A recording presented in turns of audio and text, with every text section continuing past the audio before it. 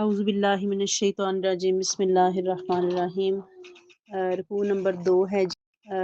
الرحیم رکوع نمبر 2 ہے جی۔ اعوذ باللہ من الشیطان الرجیم بسم اللہ الرحمن الرحیم۔ رکوع نمبر 2 ہے جی۔ پارہ نمبر 9 کا سورۃ الاعراف چل رہی ہے۔ گزشتہ اقوام کے حالات، انبیاء کرام اور پھر ان کی قوموں پہ ان کی نافرمانیاں، ان کی قوموں پہ اترنے والے عذاب کا تذکرہ ہم پڑھتے آ رہے ہیں۔ آج کے رکوع میں دیکھتے ہیں وَمَا أَرْسَلْنَا فِي قَرْيَةٍ، اور نہ بھیجا ہم نے کسی بستی میں من نبی کوئی نبی، الا مگر اخذنا جب جٹلایا گیا اسے تو اخذنا اہلہا بالباسائی، تو ہم نے مبتلا کر دیا وہاں کے باشندوں کو سختی میں، والضرائی اور تکلیف میں، لعلہم یضرعون تاکہ وہ گڑ گڑانے لگیں۔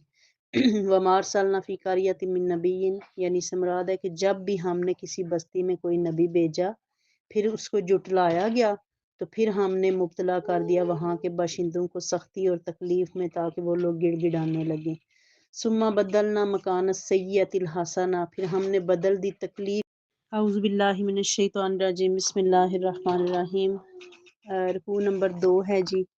پارہ نمبر 9 کا سورۃ الاعراف چل رہی ہے۔ گزشتہ اقوام کے حالات، انبیاء کرام اور پھر ان کی قوموں پہ ان کی نافرمانیاں، ان کی قوموں پہ اترنے والے عذاب کا تذکرہ ہم پڑھتے آ رہے ہیں۔ آج کے رکوع میں دیکھتے ہیں وَمَا أَرْسَلْنَا فِي قَرْيَةٍ، اور نہ بھیجا ہم نے کسی بستی میں من نبی کوئی نبی، الا مگر اخذنا جب جٹلایا گیا اسے تو اخذنا اہلہا بالباسائی، تو ہم نے مبتلا کر دیا وہاں کے باشندوں کو سختی میں، والضرائی اور تکلیف میں، لعلہم یضرعون تاکہ وہ گڑ گڑانے لگیں۔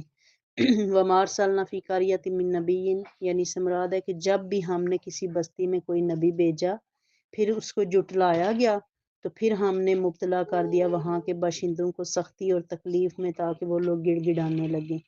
ثم بدلنا مکان السیئۃ الحسنہ، پھر ہم نے بدل دی تکلیف کی جگہ راحت، حتی عفو، یہاں تک کہ وہ پھلے پھولے، وقالو، اور کہنے لگے، قد مسا آباءنا الضراء، بے شک یوں ہی پہنچا کرتی تھی تکلیف ہمارے باپ دادا کو، والسراء، اور کبھی راحت، فاخذناہم بغتۃ، تو ہم نے پکڑ لیا انہیں اچانک، وہم لا یشعرون، اور انہیں خواب و خیال بھی نہ تھا۔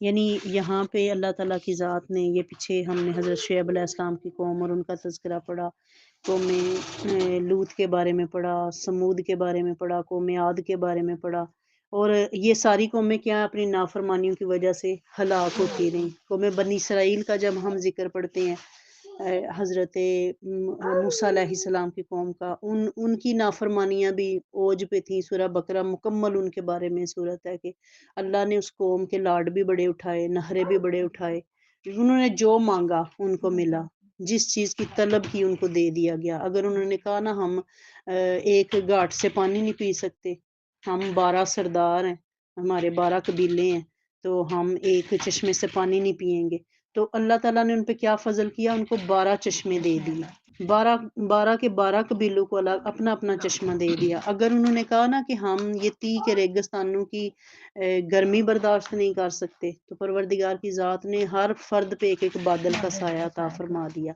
اگر انہوں نے کہا نا کہ ہم سے نہیں محنتیں ہوتی، ہم سے نہیں مزدوریاں ہوتی، ہم سے نہیں وہ کھانا پکانے کا جتن ہوتا، تو ان کے لیے من و سلوہ اتر آیا، پکا پکایا آ گیا ان کے لیے۔ اور اگر انہوں نے یہ شکوہ کیا نا کہ اب ہم یہ ایک ہی قسم کا من و سلوہ کھا کھا کے ہم اک گئے ہیں، ہم تھک گئے ہیں، انسان کی سرشت ہے نا، وہ کسی ایک کنڈیشن میں مسلسل رہ ہی نہیں سکتا، اس کی طبیعت میں جو اطاولہ پن ہے نا اس کو ابھارتا رہتا ہے نئے سے نئے۔ یہ جو رواج اور رسمیں بدلتی رہتی ہیں، یہ کس لیے ہیں؟ کیونکہ یہ انسان کی طبیعت میں ٹکاؤ ہے ہی نہیں ہے۔ کبھی وہ لمبے کپڑے پہن کے خوش ہو رہا ہے، کبھی بالکل چھوٹے چھوٹے پہن کے خوش ہو رہا ہے، کبھی مڈ میں لا رہا ہے، کبھی فراکیں پہن رہا ہے، کبھی کچھ کر رہا ہے، کبھی کچھ۔ یہ تغیرات جو موسموں کے ساتھ خاص ہی نہیں ہے، انسان کی فطرت میں بھی چینجنگز ہیں، یہ بھی بدلتا ہے۔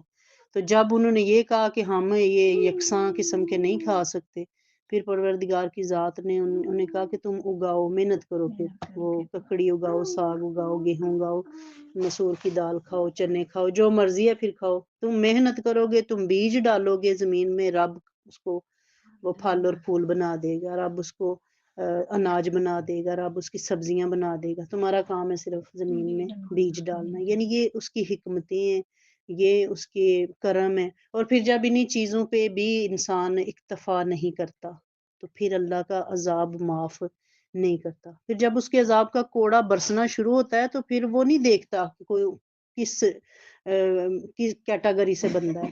پھر وہ ہم اسی قوم کے بارے میں پڑھتے ہیں کہ ان کی شکلیں بگڑ گئی اور وہ بندر اور خنزیر کی شکل اختیار کر گئے.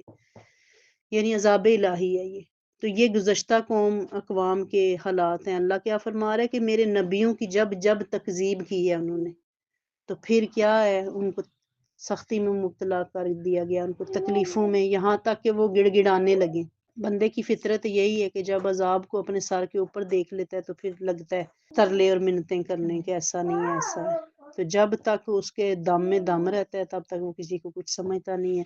تو یہ ساری قوموں کا ملتا جلتا حالات ہے نا. ہم نے ہر قوم کا پڑھتے ہوئے پڑھا ہے کہ ان کے جو بڑے بڑے سردار تھے کہنے لگے کہ یہ فلاں پیغمبر پاگل ہے، فلاں سٹھیا گیا ہے، اس کو بتوں کی مخالفت نے خراب کر دیا. تو وہ سارے کیا کہتے کہ ہمارے باپ دادا کو پہ عذاب آئے ہیں. تو اللہ کی ذات کیا فرما رہی ہے کہ انہیں پھر اس چیز کی اس ایسے عذاب میں مبتلا کیا گیا کہ ان کے خواب و خیال میں بھی نہیں تھا. یعنی وہ لوگ سوچ بھی نہیں سکتے تھے کہ یہ بارش آئے گی اور ہم ڈوب جائیں گے. یہ پہاڑ جن پہ ہم اتراتے ہیں مکان بناتے ہوئے، یہ ایک جھٹکا آئے گا. یعنی اللہ کے تو ایک کن کی مار ہے ہر چیز. انسان کو مکان بنانے کے لیے مٹیریل اکٹھے کرنے پڑتے ہیں. کبھی وہ سریا لا کے تھک رہا ہے، کبھی وہ بجری اکٹھی کر رہا ہے، کبھی ریت لا رہا ہے، کبھی سیمنٹ لا رہا ہے، کبھی مستریوں کے ترلے کر رہا ہے. تو جب رب نے کسی کام کے لیے کن فرمانا ہے تو اسے کسی کی منت کی ضرورت نہیں ہے. اس کے ایک جھٹکے میں آپ کی وہ بلند و بالا اور شاندار عمارتیں زمین کا ڈھیر بن جایا کرتی ہیں. تو اس لیے اللہ کیا فرما رہا ہے کہ ایسے عذاب اور ایسی راحتیں کہ خواب و خیال نہیں تھے ان کے. وَلَوْ أَنَّ أَهْلَ الْقُرَىٰ آمَنُوا.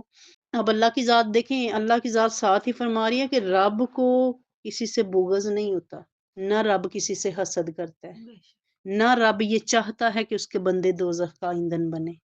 اللہ بہانے دیتا ہے، اللہ مغفرت کے دروازے کھلے رکھتا ہے، اللہ توبہ سے رشتہ مضبوط کرنے کا حکم دیتا ہے. کس لیے؟ کہ وہ اپنے بندے کو معاف کرنے پہ تیار ہے. اب اللہ کیا فرما رہا ہے، وَلَوْ أَنَّ أَهْلَ الْقُرَىٰ، اگر بستیوں والے آمنوا ایمان لاتے، وَاتَّقَوْا اور تقوی اختیار کرتے، لَفَتَحْنَا عَلَيْهِمْ ہم کھول دیتے ان پر برکات من السماء آسمان کی برکتیں، والارضی اور زمین کی، ولیکن کذبوا لیکن انہوں نے جھٹلایا، فاخذناہم ہمارے رسولوں کو جھٹلایا تو ہم نے پکڑ لیا انہیں، بما کانوا یکسبون ان کرتوتوں کی وجہ سے جو وہ کیا کرتے.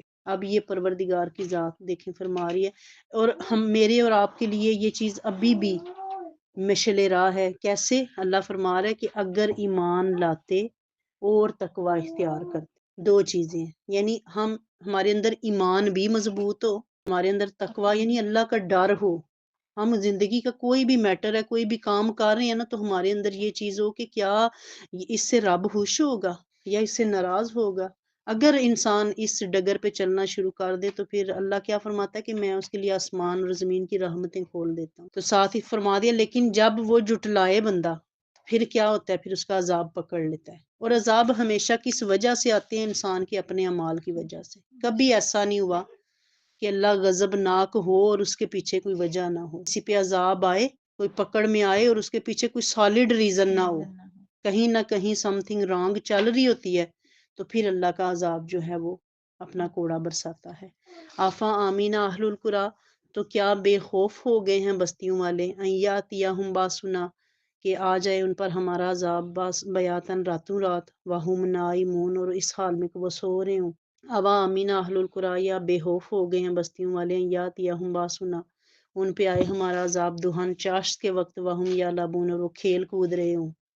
آفا آمینو مکر اللہ، کیا یہ بے خوف ہو گئے ہیں اللہ کی خفیہ تدبیر سے؟ فلا یامن مکر اللہ، پر نہیں بے خوف ہوتے اللہ کی خفیہ تدبیر سے، الا القوم الخاسرون سوائے ان لوگوں کے جو نقصان اٹھانے والے ہوتے ہیں.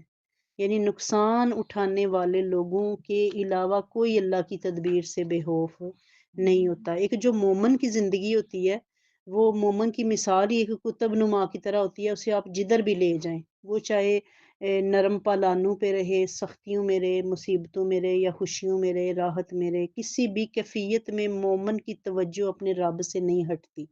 اس کی قطب نما والی کیفیت ہوتی ہے، جہاں بھی رکھ دیں اس کی سوئی، قطب نما کو آپ جہاں بھی رکھیں گے نا اس کی سوئی وہ قبلے کی طرف رہے گی۔ مومن کی مثال یہ ہے کہ وہ جہاں بھی ہو، نہ مومن راحتوں میں اپنے رب کو بھولتا ہے، وہ اگر اس کو خوشیاں مل رہی ہوتی ہیں تو وہ جانتا ہوتا ہے کہ یہ بھی وقتی ہیں، نہ دائمی خوشیاں اور نہ ہی غم، نہ سدا وہ پتجھڑ رہتی ہے، خزاں رہتی ہے، اور نہ ہی سدا موسم بہار۔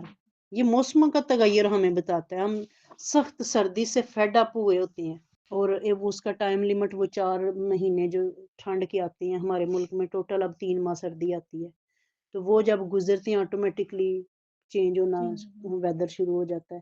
گرمی سب سے طویل موسم ہمارے ہاں گرمی کا آتا ہے، کچھ لگاتار 6-7 ماہ گرمی رہتی ہے، اور ہم گرمی کو گزارتے گزارتے جب وہ ساون بھادوں کا مہینہ آتا ہے نا، ہم تنگ آ جاتے ہیں، انسان کی بس ہو جاتی ہے، وہ جون جولائی کی گرمی سہنا قدرے آسان ہوتا ہے ساون بھادوں کی گرمی سے۔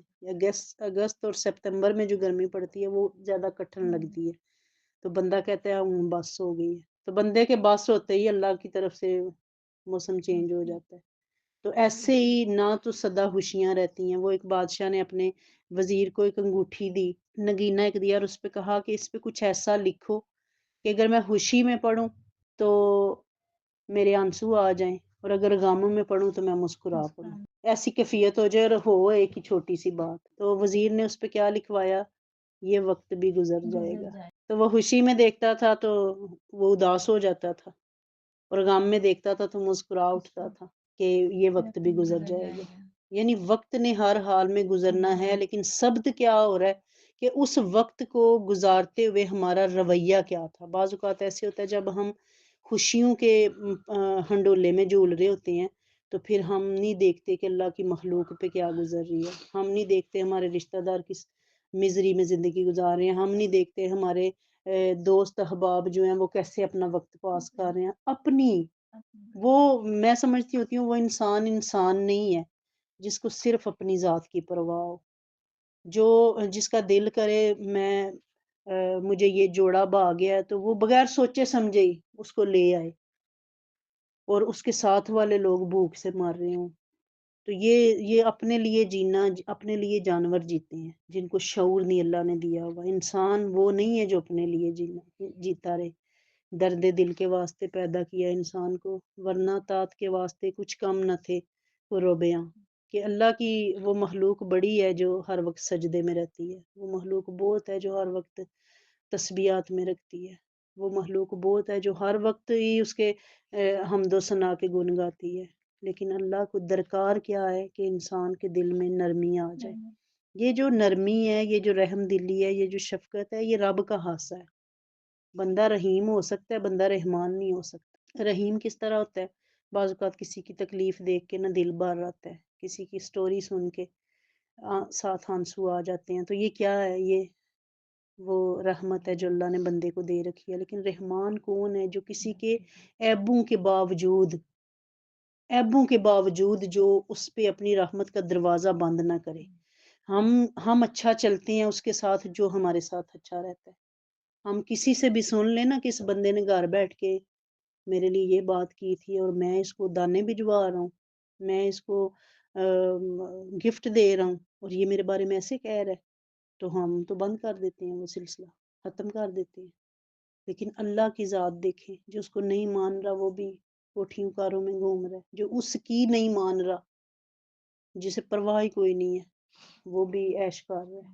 تو یہ رحمانیت ہے جو اللہ کے سوا کسی میں نہیں پائی جاتی۔ تو اللہ تعالیٰ اپنی شان رحمت کے اللہ فرماتا ہے، دیکھیں دن راتیں اللہ نے نا سارے ٹائموں کا ذکر فرما دیا کہ کیا وہ اس بات سے بے خبر ہو گئے ہیں، بے خوف ہو گئے ہیں کہ کہیں سوئے سوئے ان پہ عذاب آ جائے، یعنی بندہ سوئے اور صبح کی خبر ہی نہ لائے، اس کو پتہ ہی نہ چلے اور اس کی زندگی ختم ہو جائے، اور دن میں بندہ کھیل کود میں مصروف ہو اور کہیں سے اللہ کا عذاب آ جائے اسے پکڑ لے۔ یعنی اللہ بتا رہا ہے کہ دن بھی میرے ہیں اور راتیں بھی میری ہیں، میں جو چاہوں کر سکتا ہوں۔ ان اللہ علی کل شیء قدیر۔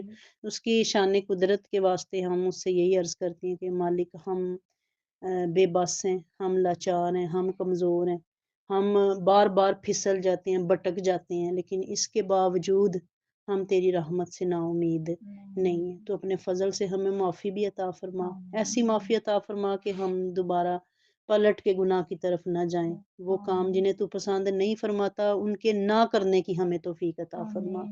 اللہ بیماروں پہ اپنا فضل فرمائے۔ اللہ